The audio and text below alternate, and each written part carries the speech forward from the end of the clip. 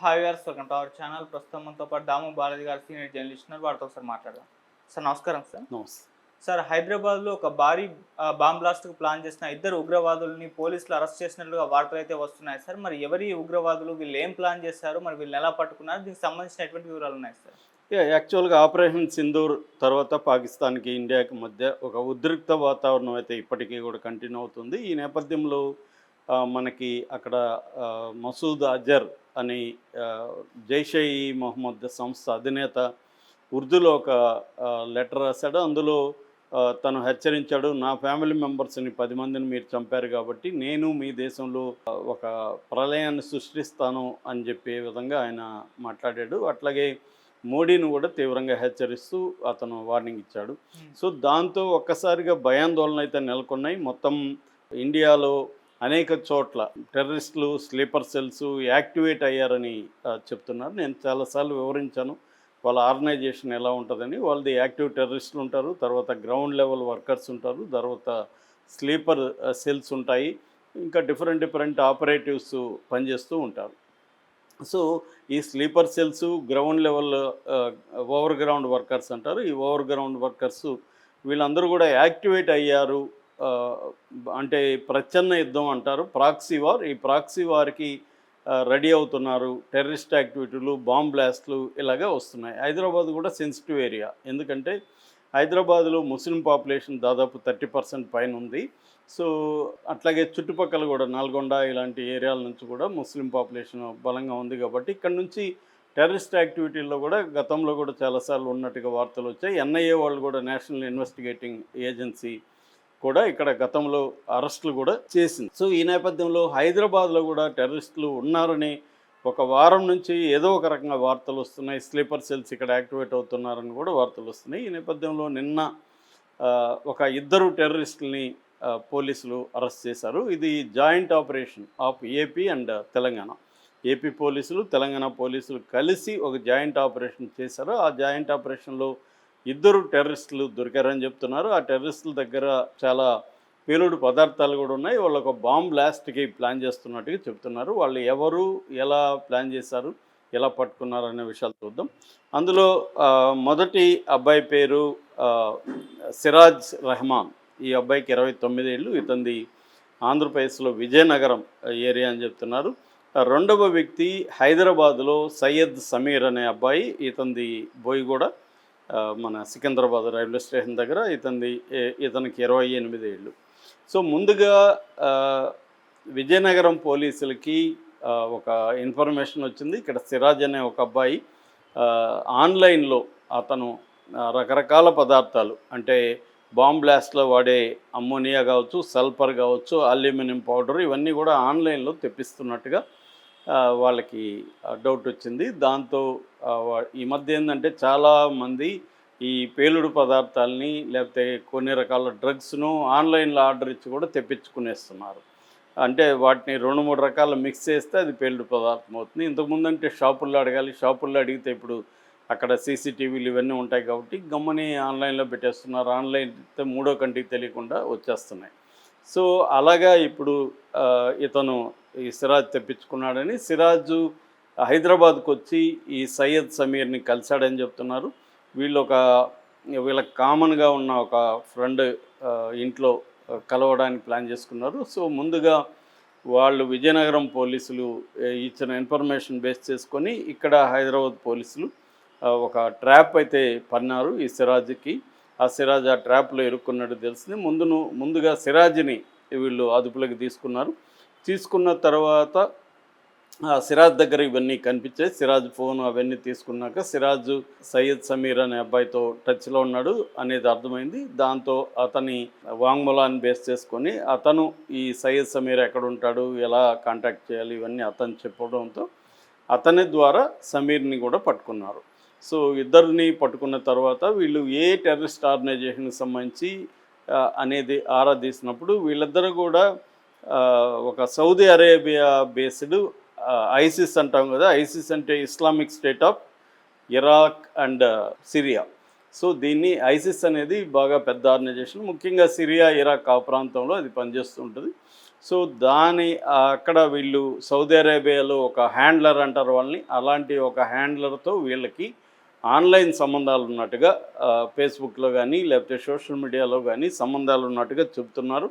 So వాళ్ళ ద్వారా వీళ్ళు ఏంటంటే వాళ్ళేమీ వీళ్ళని గైడ్ చేయలేదు, లేకపోతే ఎక్కడ చంపాలి లేకపోతే ఎక్కడ బ్లాస్ట్ పెట్టాలని అనలేదు. వీళ్ళే సెల్ఫ్ రాడికలైజేషన్ అంటారు. అంటే సెల్ఫ్ రాడికలైజేషన్ అంటే వాళ్ళు ఓన్లీ ఐడియాలజికల్ సపోర్ట్ మాత్రం వీళ్ళకి ఇచ్చారు. అంటే ప్రపంచవ్యాప్తంగా ఇస్లాం మతం అనేది ఎట్లా థ్రెట్లో ఉంది, మనం ఇస్లాం మతాన్ని కాపాడుకోవాలంటే ఏం చేయాలి, ఇస్లాంకి ఎవరు శత్రువులు, ఆ శత్రువులను మనం దెబ్బతీయడమే మన పవిత్ర కర్తవ్యం, ఆ క్రమంలో మనం చనిపోయినా కూడా అమరులు అవుతాము అన్న ఒక కాన్సెప్ట్ని, ఐడియాలజీని వీళ్ళిద్దరికీ ఐసిస్కి సంబంధించిన హ్యాండ్లర్ చెప్పినట్టుగా ఉంది. దానికి సంబంధించి కొంత లిటరేచర్ చదవమని వీళ్ళకి ఇచ్చారు.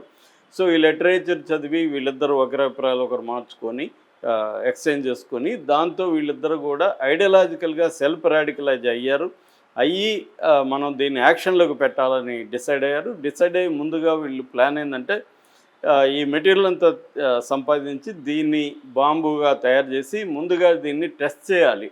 అంటే బాంబ్ బ్లాస్ట్ ఎలా అవుతుంది, ఎట్లా పెట్టాలి అనేది ఒక దగ్గర టెస్ట్ చేయడం కోసం వీళ్ళు విజయనగరాన్ని ఎంచుకున్నారు. అక్కడ ఈ అబ్బాయి ఉంటాడు కాబట్టి ఈ సిరాజు. సో విజయనగరంలోకి వెళ్ళి ముందుగా టెస్ట్ చేసి ఎంత మోతాదులో కలిపితే ఎంత, ఎందుకంటే వీళ్ళకేం ఎక్స్పీరియన్స్ లేదు, ఇవన్నీ కూడా థియరీ నుంచి నేర్చుకున్నారు. వీళ్ళు ఎక్కడ కూడా ప్రాక్టికల్గా ఎవరి దగ్గర పని చేయలేదు, ఎవరి దగ్గర ట్రైనింగ్ అవ్వలేదు. సో వీళ్ళిద్దరూ ఏంటంటే వీళ్ళే థియరీ నుంచి నేర్చుకొని ఈ ప్రాక్టీస్లో పెట్టి దాన్ని అక్కడ టెస్ట్ చేసిన తర్వాత హైదరాబాద్లో పీలుళ్ళకి ప్లాన్ చేస్తున్నట్టుగా తెలుస్తుంది. అయితే లక్కీగా ముందే వీళ్ళు పసిగట్టి పోలీసులు అరెస్ట్ చేశారు. అయితే ఇక్కడ డౌట్ ఏంటంటే వీళ్ళిద్దరే కాకుండా ఇంకెవరైనా ఉన్నారా, ఎందుకంటే మామూలుగా ఎప్పుడైనా కూడా టెర్రరిస్ట్ యాక్టివిటీ అనేది ఒకరో ఇద్దరో చేయరు, ఒక గుంపు అనేది ఉంటుంది, వీళ్ళ సర్కిల్ ఉంటుంది, వాళ్ళని కూడా వీళ్ళు లాగుతారు. సో అలాంటివి ఉంటాయి కాబట్టి ఇంకెవరైనా ఉన్నారా, లేదా వీళ్ళు నిజమే చెప్తున్నారా, సెల్ఫ్ రాడికలైజేషన్ అయినా లేకపోతే వీళ్ళకి ఏమన్నా గైడెన్స్ ఉందా. చాలాసార్లు ఏం చెప్తారంటే టెర్రరిస్టులకు ఉండే ట్రైనింగ్ ఏమంటే వాళ్ళు దొరికితే ఇంకెవరి పేర్లు బయటికి రాకుండా చూసుకుంటారు, ఆ కైండ్ ఆఫ్ నెట్వర్క్ కూడా వాళ్ళకి ఉంటుంది. అందువల్ల కూడా వీళ్ళు ఇది మా అంతటా మేమే సెల్ఫ్ రాడికలైజ్ అయ్యామని చెప్పితే అది పోలీసులు నమ్ముతున్నారా, లేకపోతే ఇంకా ఇన్ఫర్మేషన్ని కలెక్ట్ చేయడానికి రెడీ అవుతున్నారు. ఎందుకంటే ఇది లా అండ్ ఆర్డర్ పోలీసులు డీల్ చేయడం కొద్దిగా కష్టం.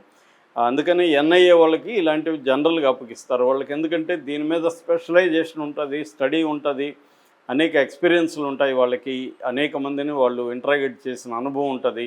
కాబట్టి ఎన్ఐఏ వాళ్ళైతేనే కరెక్టు అని చెప్తున్నారు. వాళ్ళకి అప్పగించే అవకాశం ఉందా లేదా అనేది కూడా ఈరోజు తేలే అవకాశం ఉంది. ఈ లోపల కోర్టుకి, ఎందుకంటే ఆల్రెడీ అరెస్ట్ చేసినట్టు వీళ్ళు అనౌన్స్ చేశారు కాబట్టి కోర్టుకి పెడతారు, కోర్టు ద్వారా జైలుకి వెళ్ళిపోతారు. జైలు తర్వాత మళ్ళీ వీళ్ళని కస్టడీలోకి తీసుకునే అవకాశం ఉంది. కస్టడీలోకి తీసుకుంటే మాత్రం అప్పుడు ఎన్ఐఏ వాళ్ళు వచ్చి వీళ్ళని విచారించే అవకాశం ఉంది. ఎందుకంటే మామూలు పోలీసులకి ఇది అర్థం కాకపోయే పరిస్థితి ఉంది. సో ఇది బేసిక్గా వీళ్ళిద్దరూ ఒక పెద్ద బాంబు బ్లాస్ట్ అయితే ప్లాన్ చేశారు అని చెప్తున్నారు. ఇది వాళ్ళు చెప్పేంత సింపుల్గా ఉందా, లేకపోతే ఇంకా పెద్ద కుట్ర దీని వెనక ఉందా, పెద్ద ఆర్గనైజేషన్ ఉందా అనేది కూడా చూడాలి. ఎందుకంటే జైషే మహమ్మద్, లష్కర్-ఏ తోయిబా ఈ రెండు ప్రధానం. ఇవి కాకుండా ఇండియన్ ముజాహిదీన్ ఇలాంటి సంస్థలు ఉన్నాయి. మొన్న టీఆర్ఎఫ్ పేరు బయటకు వచ్చింది, ద రెసిస్టెన్స్ ఫోరం. ఇవన్నీ ఏంటంటే రకరకాల ముసుగు సంస్థలు అంటారు వీటిని. అలాంటి ముసుగు సంస్థలు, ఎందుకంటే పెద్ద సంస్థల్ని బ్యాన్ చేశారు ప్రపంచవ్యాప్తంగా. ఐక్యరాజ్య సమితి కానీ, అమెరికా కానీ, యూకే కానీ ఇలాంటి అనేక దేశాలు బ్యాన్ చేశాయి లష్కర్-ఏ తోయిబా అండ్ జైషే మహమ్మద్.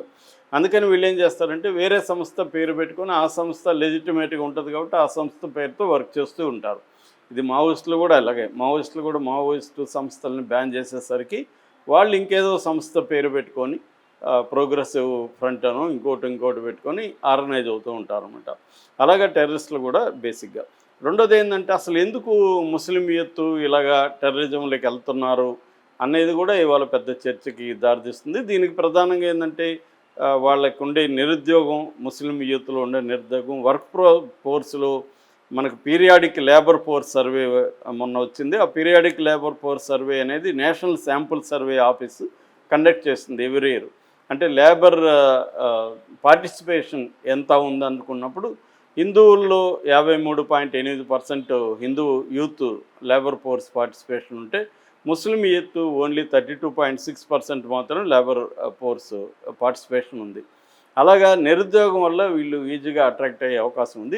ఆల్రెడీ ఒక గ్రడ్జి, ఒక కోపం, ఒక ఫ్రస్ట్రేషన్ వీళ్ళల్లో ఉంటుంది. రెండవది ఐడియాలజికల్గా కూడా వీళ్ళని ట్రాప్ చేయడానికి చాలా ప్లాన్డ్గా ఐడియాలజికల్గా వీళ్ళని మైండ్స్ని ఇది చేస్తారు. ఎందుకంటే క్యాచ్ దమ్ యంగ్ అనే ఒక ప్రైజ్ ఉంటుంది. యంగ్గా ఉండే వాళ్ళ మైండ్స్ వాళ్ళని మార్చడం ఈజీ అవుతుంది. సో ఐడియాలజికల్గా కూడా వీళ్ళు ట్రై చేస్తారు. మూడవది ఐడెంటిటీ క్రైసిస్ ఉంటుంది. అంటే ముస్లింగా తనకి ప్రపంచవ్యాప్తంగా భద్రత లేదు. పాలస్తీనా కావచ్చు, ఆఫ్ఘనిస్తాన్లో గతంలో జరిగింది కావచ్చు, ఇలాగ అనేక చోట్ల ముస్లిం దేశాల మీద ఇజ్రాయెల్ కానీ, అమెరికా కానీ ఇలాంటి దేశాలు అటాక్ చేస్తున్నాయి, ముస్లింలకు భద్రత లేదు అన్న ఒక ఐడెంటిటీ క్రైసిస్ కూడా ఇది పనిచేస్తుందని చెప్తున్నారు. అట్లాగే నాలుగోది పొలిటికల్ యాంగిల్లో కూడా వీళ్ళకి అసంతృప్తి ఉంటుంది. ముఖ్యంగా ఇండియాలో బీజేపీ వచ్చిన తర్వాత ముస్లింలకు అందరూ కూడా పైకి ఎంత చెప్పినా కూడా లోపల ఒక అభద్రతని కలిగి ఉండడం అనేది జరుగుతుంది. ఐదవది పీర్ ఇన్ఫ్లుయెన్స్ అంటారు. అంటే ఆ ఫ్రెండ్స్ గ్రూప్లో ఎవరో ఒకరు చేస్తే మిగతా వాళ్ళని కూడా లాగుతారు. ఇందులో ఒక అడ్వెంచరిజం కూడా పనిచేస్తుంది వీళ్ళకి. ఒక రొమాంటిక్ అడ్వెంచరిజం కూడా ఉద్యమాల్లో చేయడంలో ఒక థ్రిల్ ఫీల్ అవుతాం. ఇక నెక్స్ట్ ఆరవది ఏంటంటే కౌంటర్ నెరేటివ్ అంటారు. అంటే అసలు టెర్రరిజం అవసరం లేదు, మనం డెవలప్ అవ్వచ్చు అనే ఒక పాజిటివ్ దృక్పథంతో ముస్లిం యూత్ని ఇన్ఫ్లుయెన్స్ చేసే సంస్థలు కానీ, ఐడియాలజీ కానీ పెద్ద ఎత్తున లేకపోవడం కూడా ఒక కారణంగా చెప్తున్నారు. ఏదేమైనా వీళ్ళు మామూలు ముస్లిం పేద కుర్రవాళ్ళు సెల్ఫ్ రాడికలైజ్ అయ్యి హైదరాబాద్లో బాంబు బ్లాస్ట్ చేయాలనుకోవడం మాత్రం ఒక షాక్గానే మనం చెప్పచ్చు. Thank you so much.